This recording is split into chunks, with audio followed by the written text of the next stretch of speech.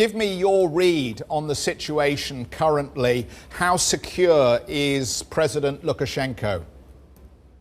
I think what we're looking at is quite a long-term standoff here. Lukashenko has lost his capital city. He's lost the professional classes. He's lost some of the factories. Clearly, no one believes his election was fair. So he's lost all moral authority in Belarus, and yet he's still got enough of the security forces to cling on. Russia clearly doesn't want to see force, or I think Russia would really like a kind of managed political transition, but it's basically up to him and up to the opposition. The opposition is very strong. They've got a lot of moral authority in Belarus, but it doesn't look either that they have a particular plan.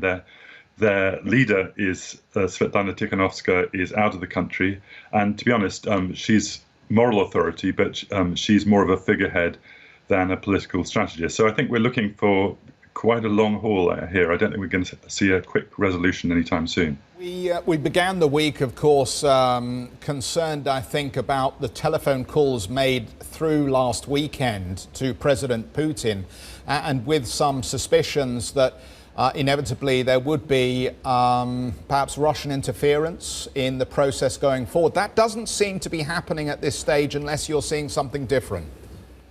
No, not at all. And Russia, to be honest, does not have or Putin's Russia at least, and not Soviet Russia. Putin's Russia doesn't have a tradition of interfering militarily to prop up its friends. Where it has intervened militarily in Georgia and Ukraine, that's with the support of large numbers of the local population. Clearly, the Russians don't particularly like Lukashenko. They do value their support with the Belarusian people, who are generally not anti-Russian. So I think any kind of military intervention, and I think the Kremlin knows this, would probably prompt a huge backlash, and they would actually lose Belarus more than they have at the moment. So I think the Russian strategy is to sit back and try and edge Lukashenko out, look for figures that they could work with. There's a couple of the opposition figures currently in jail, have worked with the Russians in the past. One of them was the head of the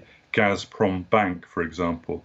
The trouble is that I think all the momentum now in the opposition is behind this new council and opposition leader Svetlana Tikhanovskaya.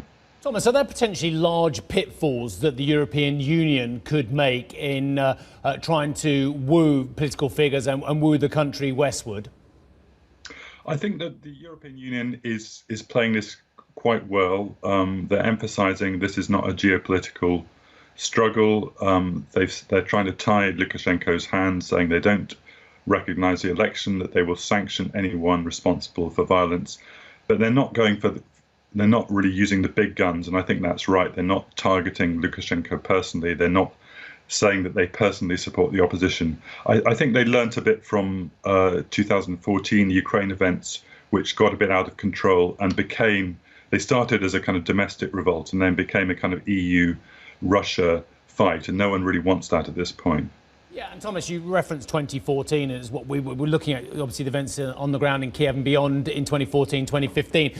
So it's learnt some lessons from that as well, but it's got its own problems with its previous strategy of Central European expansion as well. We often talk and speak to the likes of Mr. Valdis Dombrovskis about the problems that the EU has with the attitude of the Visegrad countries to wider democracy and cultural differences as well. Has that policy once and for all now just been quelled, and actually Europe doesn't want further expansion to the centre and to the east?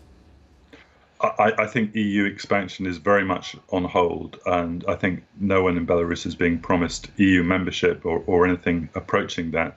If anything, we're looking at a kind of Armenia model. Armenia, pro-Russian country, 2 years ago had a peaceful democratic revolution, has built some good relations with the EU, but is still close to Russia. So I think we'd be looking at some kind of model. And I think most EU countries are on board with that. It's interesting that including Belarus's neighbours, Poland, Lithuania, and so on, that they're not expecting, even if there is a peaceful democratic transition, that Belarus is going to look like them anytime soon.